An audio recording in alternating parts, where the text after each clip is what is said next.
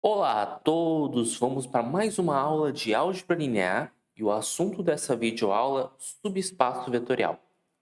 Então, uma motivação para nós estudarmos esse assunto é o seguinte: vamos considerar V um espaço vetorial R, onde o conjunto é o R3 com as operações usuais. Então, eu preciso só observar o seguinte: e a partir de agora, sempre quando eu denotar V igual a R2, R3 ou espaços das matrizes M por N, as operações sempre serão usuais. Caso eu queira criar outras operações, outras definições, a gente vai explicitar. Então, retornando para a nossa motivação, vamos considerar W um subconjunto do R3 que é formado por todos os vetores da forma onde a terceira coordenada é igual a zero. Então, se a gente for interpretar isso geometricamente, nós teríamos o seguinte. Então, aqui eu vou construir o meu espaço tridimensional. Aqui nós temos o eixo x, aqui nós temos o eixo y, aqui nós temos o eixo z. E o nosso subconjunto W seria nada mais, nada menos que o plano XY, né? Porque se você está fazendo z igual a zero, então você teria terceira coordenada igual a zero, então você teria o chão, vamos colocar assim, do seu espaço. Aí qual é a graça de observar esse conjunto W? Se você pega quaisquer dois vetores que estão em W, digamos esse vetor azul e este vetor azul, a soma desses dois vetores vai dar um terceiro vetor que continua estando em W. Então você pode meio que observar que é possível, dentro desse conjunto W, estabelecer uma estrutura de espaço vetorial. Então, essa é a ideia de estudarmos subespaços vetoriais. É um espaço vetorial dentro de outro espaço vetorial. Então, a definição é justamente o seguinte: você considera W um subconjunto de um espaço vetorial V, o que acontece? Para W ser subespaço, ele tem que ser um espaço vetorial por si só, com as mesmas operações definidas em V. Então, assim como a gente sabe fazer soma de vetores e multiplicação por escalar dentro do espaço R3, usando essa mesma noção para W, se W for um espaço vetorial, W é um subespaço vetorial.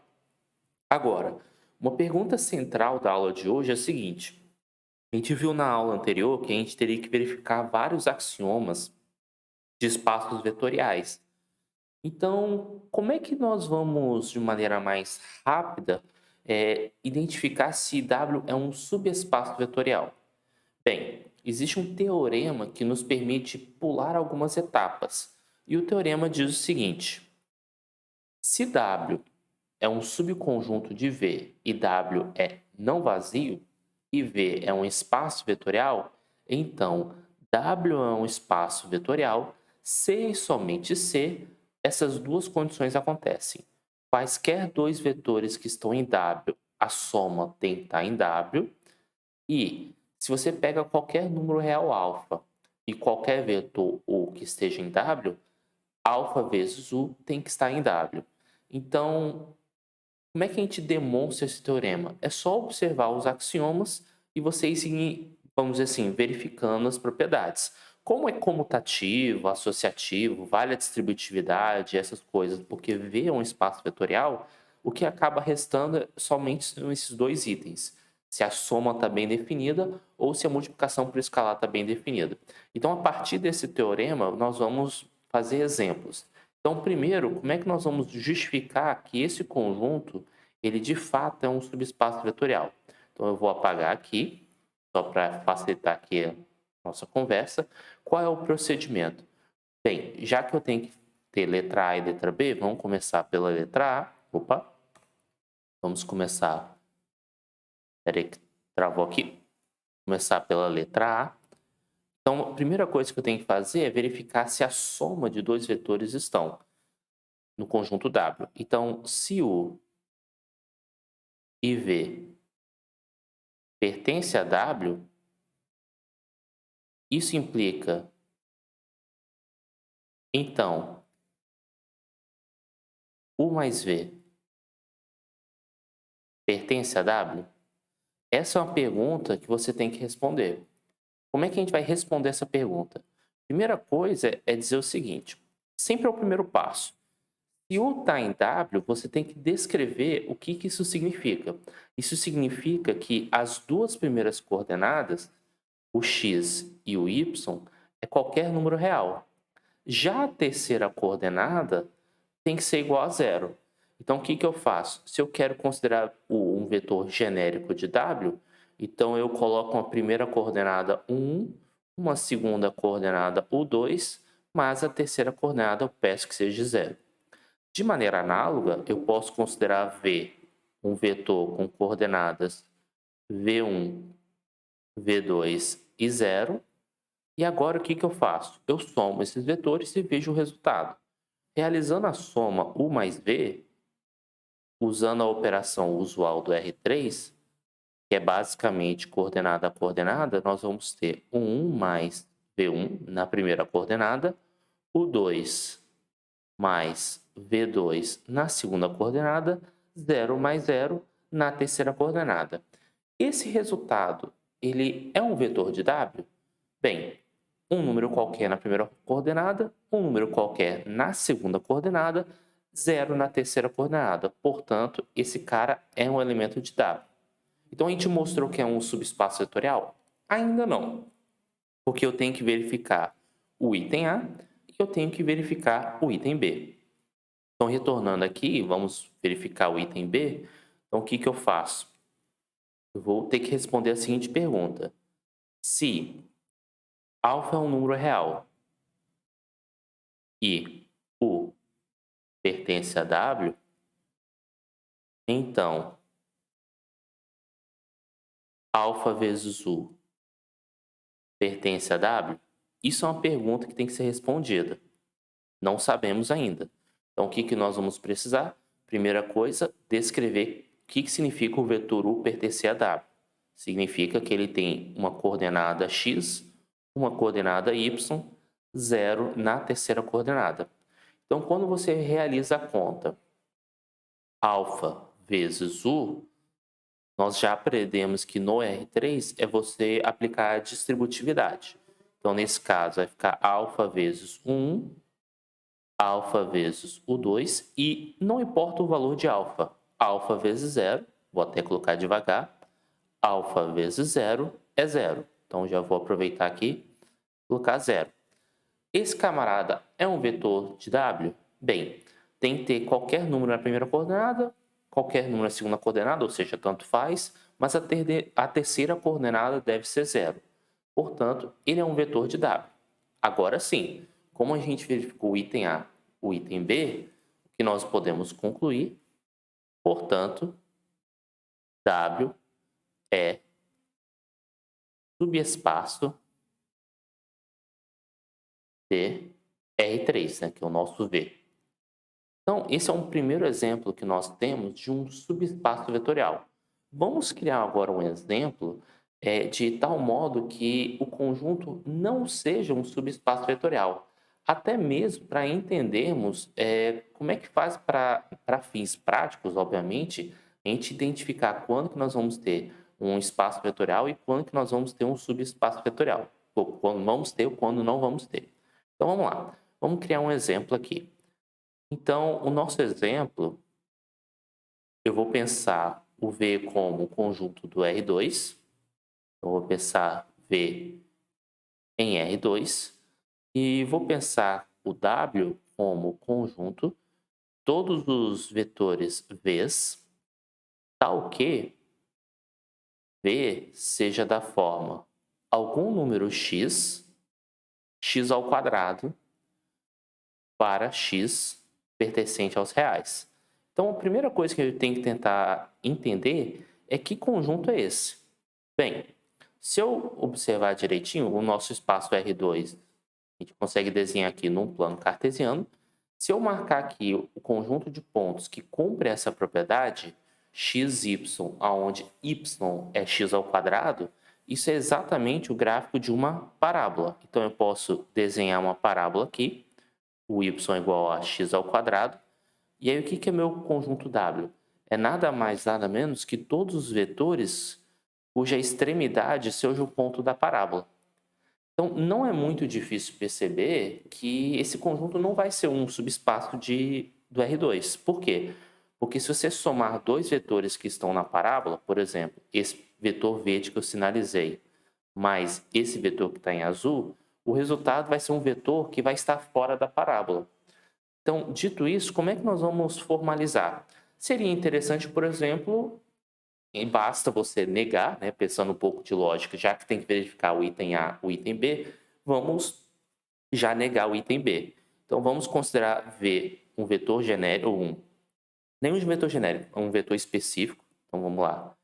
Seja V um vetor com coordenadas 2 e 4. Esse vetor está em W. Por quê? Porque x é igual a 2 e a coordenada y fica 2 ao quadrado, que é igual a 4. E vamos considerar, por exemplo, o vetor 3 vezes v, só para fins didáticos. Esse 3 vezes v vai ter como resultado 6 e 12, que afinal de contas, 3 vezes 2, 6, 3 vezes 4, 12. Só que esse vetor não está em W. Por que que não está em W? Porque para um vetor estar em W, a segunda coordenada tem que ser a primeira coordenada ao quadrado. Ou seja, a segunda coordenada é diferente de 6 ao quadrado. Sendo diferente, o que a gente vai concluir? Isso implica que W não é subespaço TR2. Bem, agora o que nós vamos fazer? Nós vamos seguir em frente na teoria, que o objetivo é estabelecer uma estrutura geométrica, digamos assim, do nosso problema. Então a ideia é meio que assim, pensa no conjunto mais clássico possível, no R2. Quais são todos os possíveis subespaços do R2? Então vamos lá. A gente sabe o seguinte, o próprio R2 ele é um subespaço dele mesmo. Afinal de contas, ele é o próprio subconjunto dele mesmo e a gente sabe que ele é um espaço vetorial. Mas além disso, nós temos um outro subespaço interessante, que são as retas que passam pela origem. Por que as retas que passam pela origem são subespaços?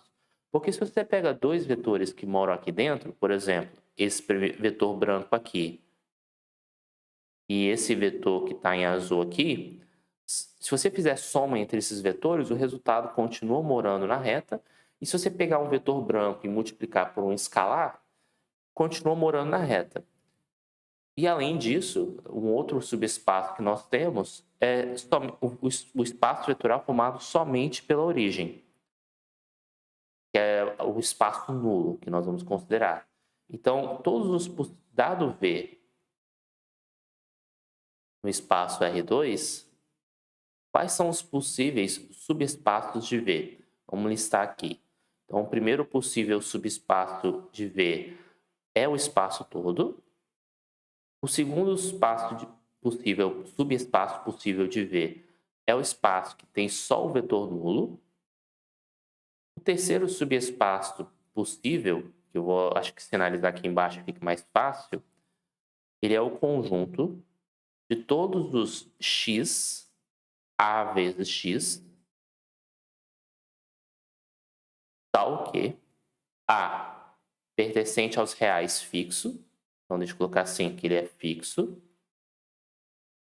e x pertence aos números reais.